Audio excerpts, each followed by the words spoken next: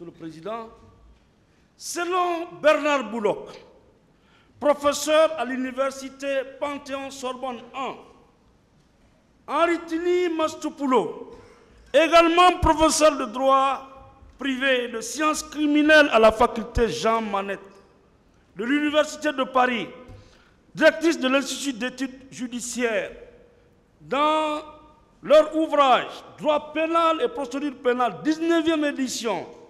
Monsieur le Président, la règle fondamentale en la matière est la présomption d'innocence. Tout homme doit être présumé innocent des infractions qui lui sont reprochées, tant qu'un jugement régulier ou une décision définitive ne sont pas intervenus. Il en est de même de l'article 9 de la Déclaration universelle des droits de l'homme de 1789, de l'article 2 de la Convention européenne des droits de l'homme. Monsieur le Président, cette présomption d'innocence est reprise par l'article préliminaire du Code de procédure pénale, qui indique clairement que toute personne suspectée ou poursuivie est présumée innocente tant que sa culpabilité n'a pas été établie conformément à la loi. Les atteintes à sa présomption d'innocence sont prévues, réparées et réprimées dans les conditions prévues par la loi. Monsieur le Président, Monsieur les assesseurs, du fait de cette présomption, c'est la partie poursuivante, le ministère public et éventuellement la partie civile qui doit rapporter la preuve de toutes les infractions et de tout ce qui permet d'apprécier la responsabilité du coupable. Toutefois, la personne poursuivie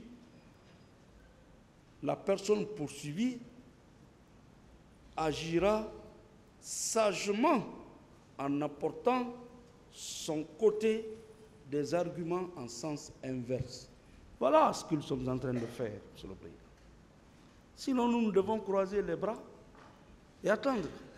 Quand on dit viol, on dit bon, amenez la femme qu'on a violée. Voici le certificat. J'étais là quand on le violait. Quand on dit assassinat, on dit bon, envoyez la personne assassinée. Oui, nous étions là. La police était là, la gendarmerie était là quand l'assassinat se perpétrait. On doit croiser les bras et attendre. Mais non. Les doctrinaires disent que toutefois, la personne qui est poursuivie agira sagement en apportant de son côté des arguments en sens inverse. Voilà ce que la défense est en train de faire. Et parlant des moyens de preuve, Monsieur le Président, les parties peuvent faire appel à n'importe quel moyen de preuve, sans qu'il n'y ait de hiérarchie entre eux. Cependant, le serment décisoire est exclu et ne peut en aucun cas être déféré à l'accusé. Et la preuve par commune renommée, Monsieur le Président, la preuve par commune renommée est écartée. Si elle est exceptionnellement admise en droit civil, elle ne présente aucune garantie ni d'exactitude en matière pénale. Monsieur le Président, une petite parenthèse, je voudrais vraiment saluer avec beaucoup de déférence ma mère, ma vieille mère, Oumoassi Moubari, depuis Massanta. Longévité à elle et merci pour ses bénédictions. Monsieur le Président, avant, quand une infraction est commise, toute personne intéressée par l'enquête est déclarée non coupable, bénéficie de la présomption d'innocence.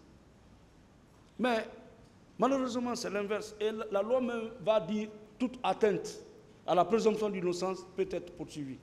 Mais chacun de nous regarde le petit écran chaque soir. Ici, quand vous êtes arrêté, vous êtes d'abord présenté à la télévision, vous êtes condamné par le public, vous êtes condamné par l'opinion publique, vous êtes condamné par tout le monde, avant que vous ne veniez devant le juge. Et généralement, quand vous venez devant le juge, il tient compte de la commune renommée, il tient compte des éléments non importants, des éléments subjectifs. Généralement, vous prenez bêtement une condamnation. La semaine dernière, quand le parquet a requis, nous avons nos proches qui nous ont dit « Mais maître, ne vous fatiguez plus, le procureur dit de condamner tel à 15 ans, tel à 17 ans, donc à 14 ans, donc c'est déjà fini. Et il y en a même qui ont dit, ah, mais le procès, bon, parce que nos concitoyens, eux, ils pensent que le parquet, ses réquisitions, c'est la sentence, Monsieur le Président. Oui. Ils ne savent pas que le parquet n'a donné qu'une position. Et que cette position peut être totalement renversée, mise à terre. Il faut que nos concitoyens apprennent cela. Qu'ils sachent que le parquet déclenche les poursuites. Poursuit les présumés auteurs qui bénéficient de la présomption d'innocence, réunit les preuves, vient soutenir les preuves devant le juge. S'il parvient à rapporter les preuves, à faire asseoir la conviction du juge, c'est le juge qui prononce la peine. Mais s'il n'arrive pas, le juge ne peut pas faire autrement que de libérer. Et généralement, il y a des procureurs, même quand le juge libère, acquitte, on vous retourne en prison, Monsieur le Président. Made in Guinea. On aura tout vu dans ce pays, Monsieur le Président. Mais les choses vont évoluer, ça va changer et ça changera, Monsieur le Président. Donc, le parquet poursuit à charge et à décharge. Les accusés, des peines ont été proclamées. Ce n'est pas la condamnation, c'est des propositions. Encore que ces propositions-là ne reposent sur aucune base légale. Je me rappelle encore d'un jeune gendarme, aujourd'hui qui évolue un peu plus loin d'ici, quand le parquet avait requis la peine de mort contre lui. Il était adjudant ou un jeune gendarme. Il a pleuré toute la nuit dans sa cellule. Il dit, je suis jeune, je ne me suis même pas marié. On dit que c'est moi qui transportais les armes.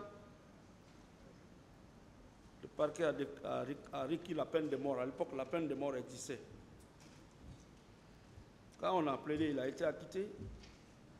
Donc, les réquisitions du parquet ne sont pas des peines de condamnation, c'est des propositions qui peuvent être écartées. Et je sais que les juges, chacun de nous sera surpris, agréablement.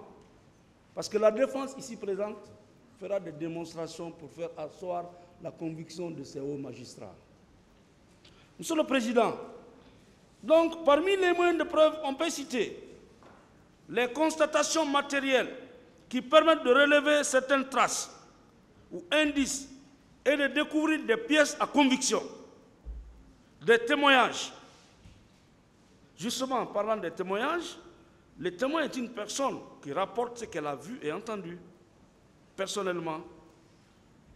Cependant, il s'agit d'un mode de preuve fragile, a dit Bernard Bullock et Aritili Mastopoulou. Non seulement, certains témoins sont de mauvaise foi, Monsieur le Président, et altèrent la vérité. Non seulement certains témoins sont de mauvaise foi et altèrent la vérité, mais ceux qui sont de bonne foi aussi peuvent commettre des erreurs. Et cela d'autant plus facilement que le temps écoulé depuis les événements est plus long. Et par ailleurs, les témoins qui font souvent défaut, car les particuliers repugnent parfois, pour des raisons diverses, à apporter leur concours à la justice. Et la valeur du témoignage n'est autre que la garantie de véracité. Le témoignage est un mode de preuve peu sûr, et sa valeur est souverainement appréciée par le juge dans son intime conviction, Monsieur le Président. Il en est de même de l'interrogatoire et l'aveu, ainsi que des présomptions. Bref, Monsieur le Président, le procès pénal est dominé par la question de la preuve. Dans le cas d'espèce, Monsieur le Président, l'appréciation de ces moyens de preuve, notamment les témoignages, aucune des infractions reprochées ne peut être imputée ou imputable au colonel Ibrahima Kalonzo. Tout d'abord, il est inexact, Monsieur le Président. Il est inexact et insoutenable.